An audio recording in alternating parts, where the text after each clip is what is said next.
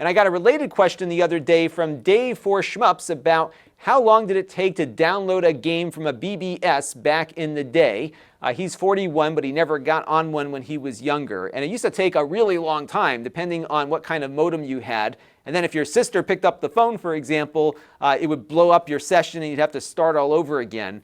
So a lot of times this would cost a lot of money and take a lot of time. The money portion would be if you were on a service like Genie or CompuServe that would charge by the hour. Or in my case, I would dial into free BBS systems, but they were outside my local calling area. So I had to dial a long-distance call, which was not cheap back then either. So my parents were often not happy with me, but they were happy I wasn't getting into trouble. So maybe that was the benefit there. So let me give you an example of how long it did take to download a game. We'll take a look at Doom, which is celebrating, I believe, its 25th anniversary this month. It came out in December of 1993. And I think this was probably one of the last big games that got its start on the BBS infrastructure that was out there at the time. Now, this was 2 megabytes in size, which I think was the largest shareware game that I had ever seen come across a BBS at that point. The games were getting bigger and bigger, but not this big. And this was like the hottest game that was out there, and it was better than anything you could buy at the store. And that was what was so cool about Doom, was that it was being distributed in a way that most games now are distributed in. But back then, it was a big deal to be able to download this and get it going immediately.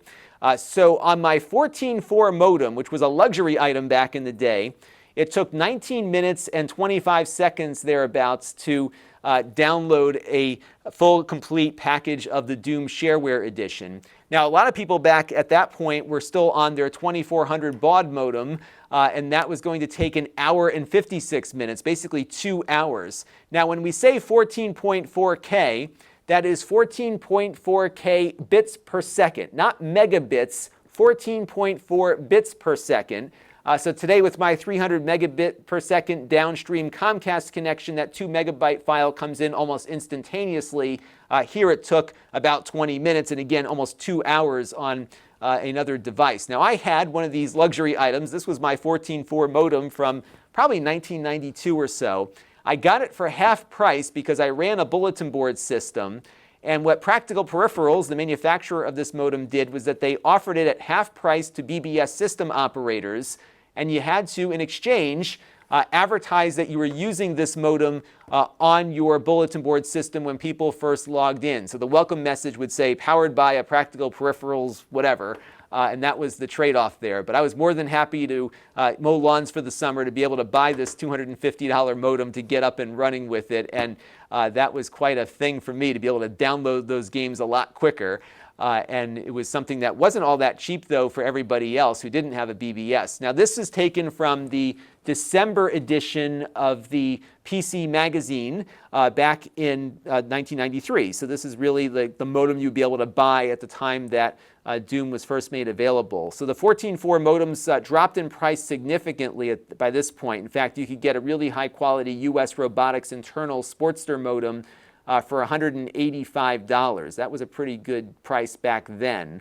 That is about $300 and change in 2018 here. So you can see really how expensive this stuff was to get a modem that could download that quickly. So a lot of people, again, were still on that older one. And again, it was very prone to interruptions. So if somebody picked up the phone or something happened to the connection, the worst one was when you forgot to disable the call waiting feature where you get that beep so that you would know somebody was calling in.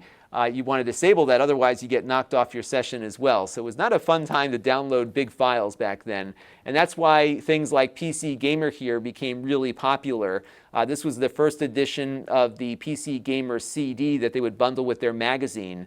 And this was great because you could get all of these huge demos. Now remember, we went from 1993 with the 2 megabyte Doom game to having, I think, a several hundred megabyte or maybe 100 and something megabyte demo for Wing Commander 3 coming out not all that much later. So these CDs kind of became the conduit for me because it was just impossible to download some of this stuff over an internet connection. Even when the 28.8 and the 56K modems came out, these CDs made a big difference. What's cool is if you go to that link that you see on screen, you can go and download disk images of these old CDs from archive.org. So if you wanted to see what it was like to be a gamer back in the early 90s, These are really good little time capsules that you can basically just download and run and get a real feel for what it was like to, I think at this point, game on DOS, because this was before Windows 95 came out. So you could probably load this up in DOSBox and get a really cool experience from the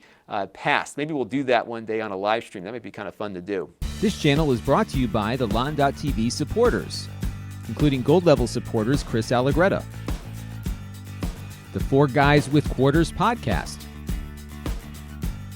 Tom Albrecht, and Kalyan Kumar.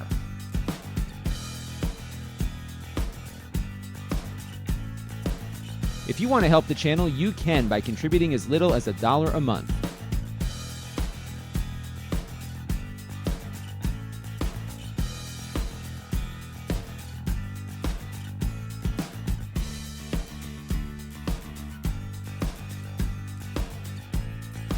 Head over to lon.tv/support to learn more.